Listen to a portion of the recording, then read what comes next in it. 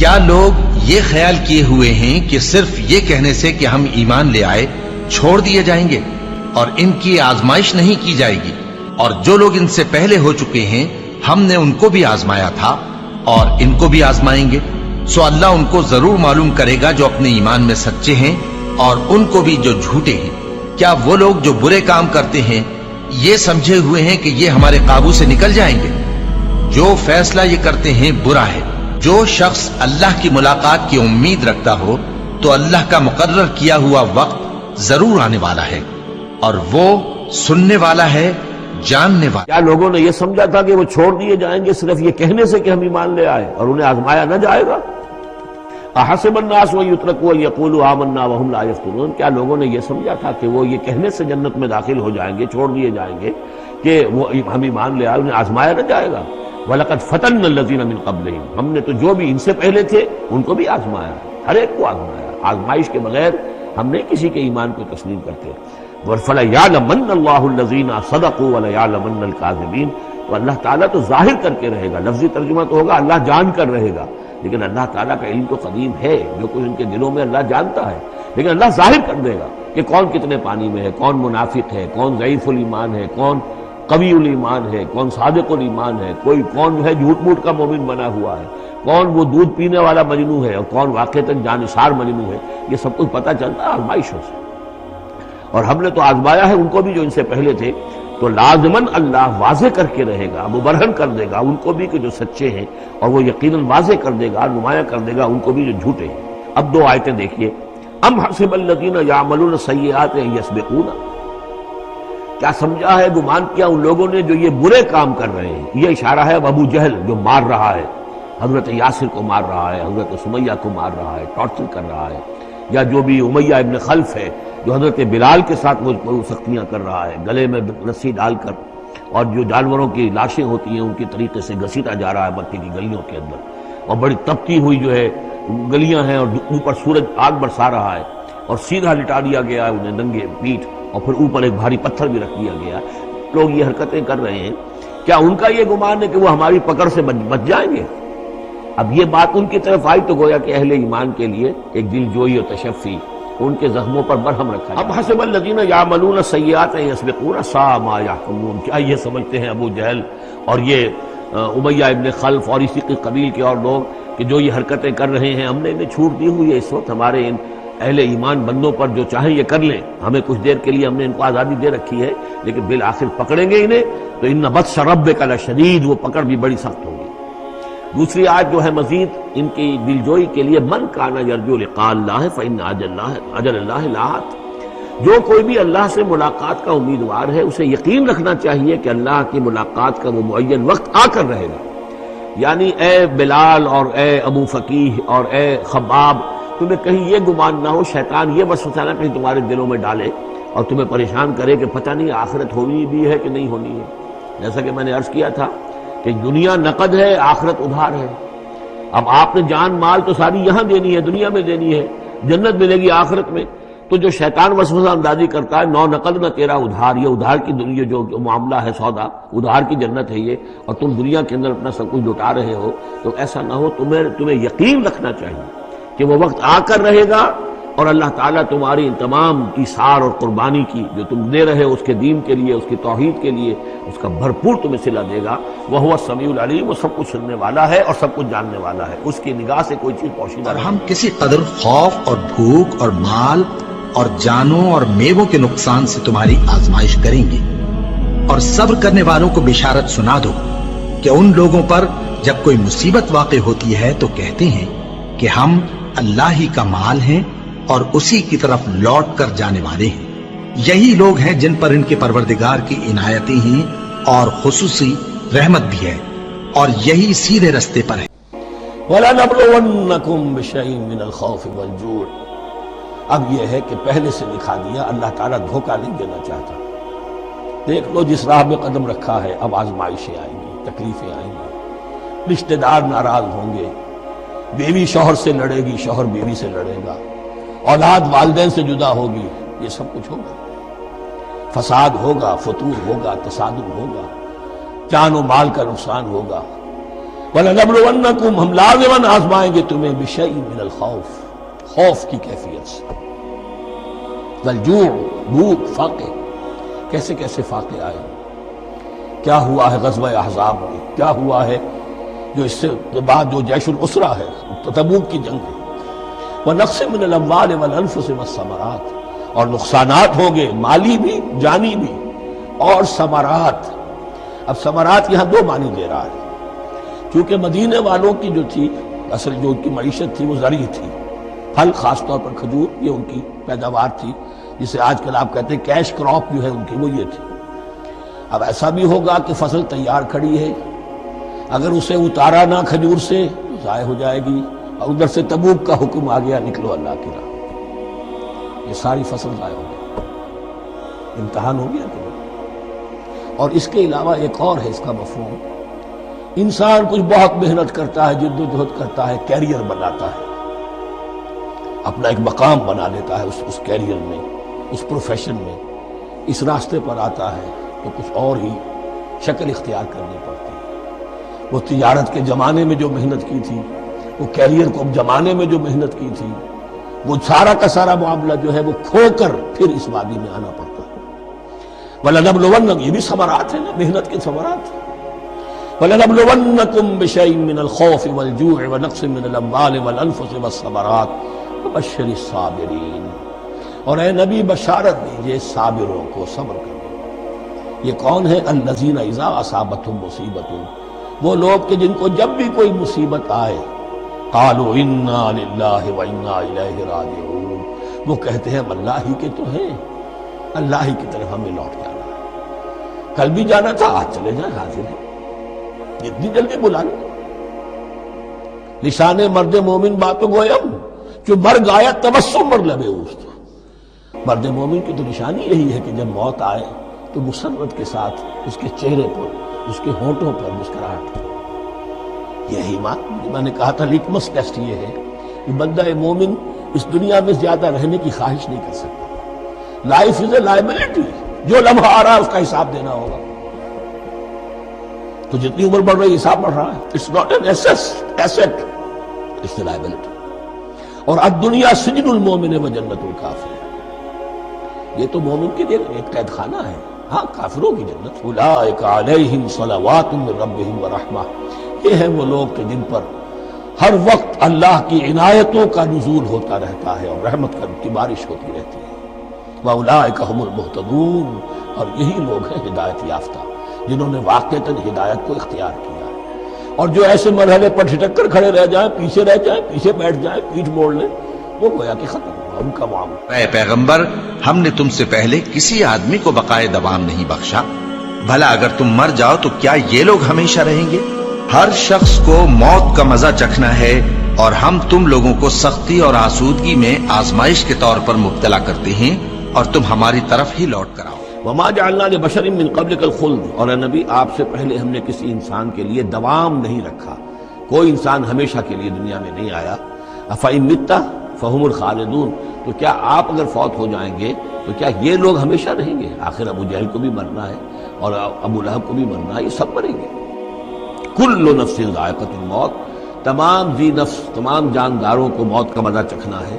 وَنَبْلُوكُمْ بِالشَّرِّ وَالْخَيْرِ فِتْنَةً اور اس دنیا کی زندگی میں ہم آزماتے رہتے ہیں تمہیں، کبھی شر سے کبھی خیر سے، اور شر بھی تمہاری مناسبت سے شر ہے کہ تمہیں برا لگتا ہے، تمہارے لیے تکلیف دہ ہے، ناگوار شے ہے، خیر وہ جو تمہارے لیے خوشگوار ہے، خوش آئند ہے، اس سے ہم تمہیں آزماتے رہتے ہیں۔ ہو سکتا ہے کہ جسے تم شر سمجھ رہے ہو اس میں حقیقت کے اعتبار سے خیر ہو، اور جسے تم خیر سمجھ رہے ہو وہ حقیقت کے اعتبار سے شر ہو، لیکن پھر بھی تمہارا اپنا ایک تاثر ہے۔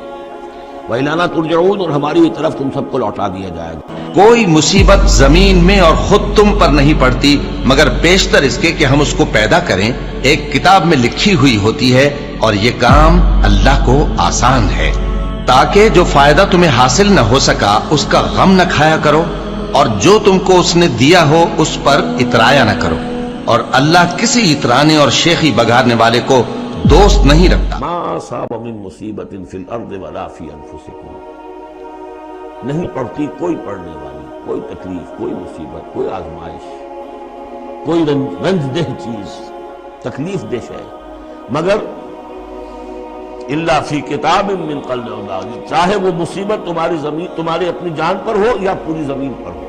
وہ بڑے پیمانے پر آیا، سیلاب آیا، زلزلہ آ گیا، ایک انسان کی اپنی ذاتی زندگی میں آیا، ایکسیڈنٹ کے اندر مجروح ہو گیا، کسی بیماری میں مبتلا ہو گیا.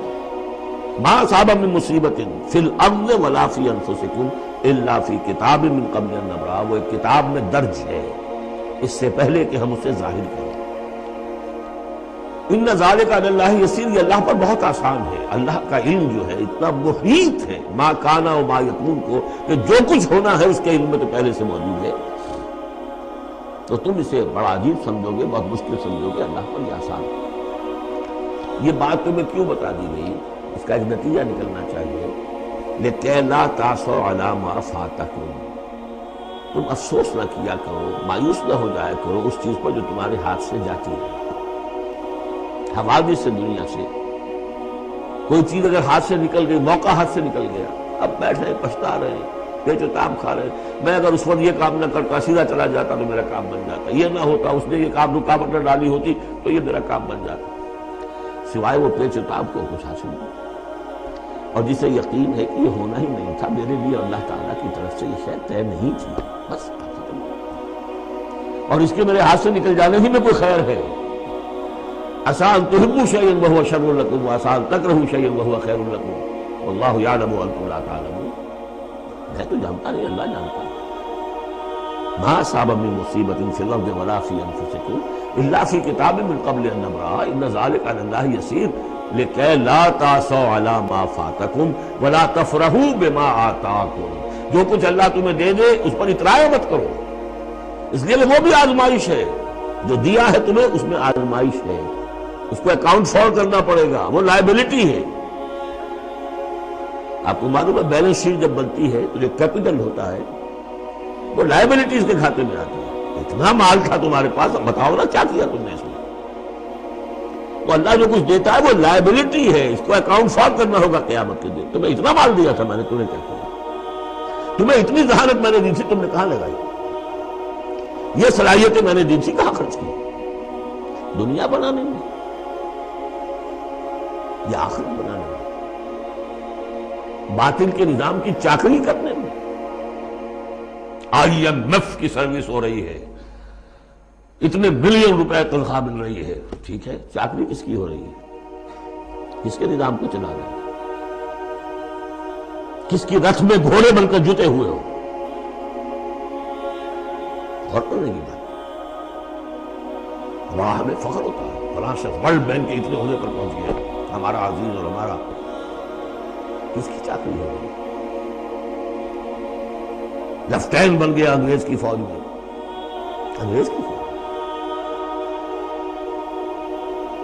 لِكَيْ لَا تَأْسَوْا عَلَىٰ مَا فَاتَكُمْ وَلَا تَفْرَحُوا بِمَا آتَاكُمْ. جو کچھ تمہارے ہاتھ سے جاتا رہے، نکل جائے، اس پر افسوس نہ کیا کرو، اور جو کچھ اللہ تمہیں دے دے اس پر اطراء نہ کرو، سوچا کرو. بلکہ امام احمد ابن حنبل رحمۃ اللہ علیہ کا معاملہ تو یہ ہوا تھا کہ جب وہ خلق قرآن کا مسئلہ چل رہا تھا تو جس زمانے میں کہ ان پر عتاب ہو رہا تھا حکومت کی طرف سے، جیل میں تھے، مارا جاتا تھا کہ کہو کہ قرآن مخلوق ہے، اور وہ کہنے کو تیار نہیں تھے. کہتے ہیں ایسی ایسی ماریں پڑی ہیں کہ ہاتھی کو بھی وہ مار پڑے تو وہ بلبلا اٹھے. کبھی آنکھوں میں آنسو نہیں آئے. اس کے بعد حکومت بدل گئی، اب جو نیا خلیفہ ہے اس کی رائے کچھ اور ہے. وہ اب خلق قرآن کا مسئلہ دفن ہو چکا. اب جو خلیفہ ہے اس کا ایلچی آیا ہے اشرفیوں کی کچھ تھیلیاں لے کر کے، یہ بادشاہ نے، خلیفہ نے آپ کے لیے بھیج دیا. اب رو پڑے امام اعظم، اے اللہ میں اس آزمائش کے قابل نہیں ہوں. یہ آزمائش بڑی سخت ہے. خطاب دے دے کر انگریزوں نے جو غداریاں کروائی تھیں، خطاب ملتے تھے، آنریری مجسٹریٹ بنتے تھے. لیکن کرتے کیا تھے؟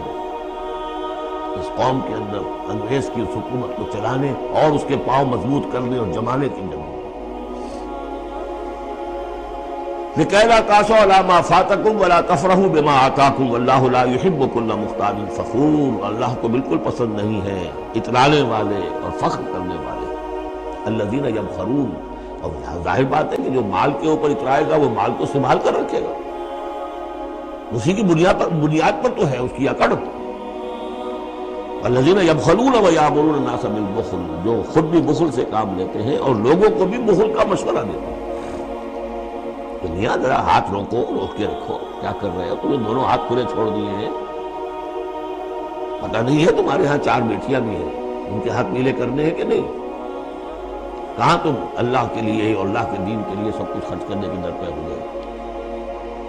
وَمَن يَتَوَلَّ فَإِنَّ اللَّهَ هُوَ الْغَنِيُّ الْحَمِيدُ، اور جو کوئی رخ پھیر لے گا، منہ موڑ لے گا، تو اللہ تعالیٰ تو غنی ہے اور حمید ہے، اسے کسی کے احتیاج نہیں ہے، وہ ستودہ صفات ہے۔ کیا تم یہ خیال کرتے ہو کہ یوں ہی بہشت میں داخل ہو جاؤ گے اور ابھی تم کو پہلے لوگوں کی سی مشکلیں تو پیش آئی ہی نہیں؟ ان کو بڑی بڑی سختیاں اور تکلیفیں پہنچیں اور وہ صعوبتوں میں ہلا دیے گئے، یہاں تک کہ پیغمبر اور مومن لوگ جو ان کے ساتھ تھے سب پکار اٹھے کہ کب اللہ کی مدد آئے گی۔ دیکھو اللہ کی مدد ان قریب آیا چاہتی ہے۔ ام حسبتم، اب بڑی سخت آیت آ رہی ہے، یہ بھی بڑی لرزا دینے والی آیت ہے۔ اب دیکھیے صحابہ کرام میں سے ایک بڑی تعداد تھی کہ جو مکے کی سختیاں جھیل کر آئے تھے، مہاجرین، ان کے لیے تو اب جو بھی مراحل آئندہ آنے والے تھے وہ کوئی ایسے ثقیل نہیں تھے، ایسے مشکل نہیں تھے۔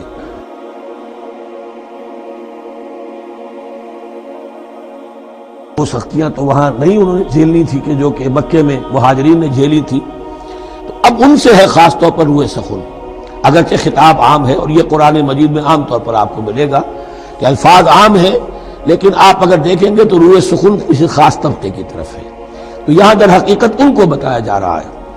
ام حسبتم ان تدخلوا الجنہ، کیا تم نے یہ سمجھا تھا کہ جنت میں داخل ہو جاؤ گے؟ ولما یاتکم مثل الذین خلوا من قبلکم، حالانکہ ابھی تک تو تمہارے اوپر وہ حالات و واقعات تو وارد ہی نہیں ہوئے جو ان پر ہوئے تھے جو تم سے پہلے تھے۔ مستہم الباساء، انہیں آ لیا، پہنچی ان کو سختی بھوک کی، والضراء، اور تکالیف، وزلزلوا، اور وہ ہلا مارے گئے، حتی یقول الرسول والذین آمنوا معہ متی نصر اللہ، یہاں تک کہ پکار اٹھا وقت کا رسول اور جو ان کے ساتھ اہل ایمان تھے، کب آئے گی اللہ کی مدد؟ الا ان نصر اللہ قریب، اب انہیں یہ خوشخبری دی گئی کہ آگاہ ہو جاؤ، اللہ کی مدد قریب ہے۔ یعنی اللہ آزماتا ہے، یہ وہی بات ہے جو اس سے پہلے آ چکی ہے 19ویں رکوع میں بالکل شروع میں، وَلَنَبْلُوَنَّكُمْ بِشَيْءٍ مِّنَ الْخَوْفِ وَالْجُوعِ وَنَقْصٍ مِّنَ الْأَمْوَالِ وَالْأَنفُسِ وَالثَّمَرَاتِ، ہم لازماً آزمائیں گے۔ یہ کوئی پھولوں بھرا راستہ نہیں ہے، پھولوں کی سیج نہیں ہے، حق کا راستہ ہے، یہ کانٹوں بھرا بستر ہے، کانٹوں بھرا راستہ ہے، اس کے لیے ذہناً تیار ہو جاؤ۔ در رہے منزل لیلا کہ خطر ہاست بسے، شرط اول قدمی نس کے مجنوں باشی، دیکھ سمجھ کر آؤ۔ ام حسبتم ان تدخلوا الجنة ولما ياتكم مثل الذين خلوا من قبلكم مستهم الباساء والضراء وزلزلوا حتى يقول الرسول والذين آمنوا معه متى نصر الله الا ان نصر الله قریب۔ یہ آیت پھر مسلمانوں کو، صحابہ کرام کو سورہ صف میں یہ خوشخبری سنائی گئی جبکہ غزوہ احزاب واقع ہو چکا تھا اور شدید ترین امتحان سے محمد الرسول اللہ اور ان کے صحابہ گزر چکے تھے کامیابی کے ساتھ، تب انہیں خوشخبری دی گئی ہے۔ سورہ صف اس وقت نازل ہوئی ہے، وَأُخْرَىٰ تُحِبُّونَهَا نَصْرٌ مِّنَ اللَّهِ وَفَتْحٌ قَرِيبٌ، اب تمہارے لیے وہ خوشخبری ہے، اے نبی بشر المومنین، اپنے اہل ایمان ساتھیوں کو بشارت دے دیجئے کہ اب وہ وقت آ گیا ہے کہ اللہ کی نصرت کے دروازے کھلتے چلے جائیں۔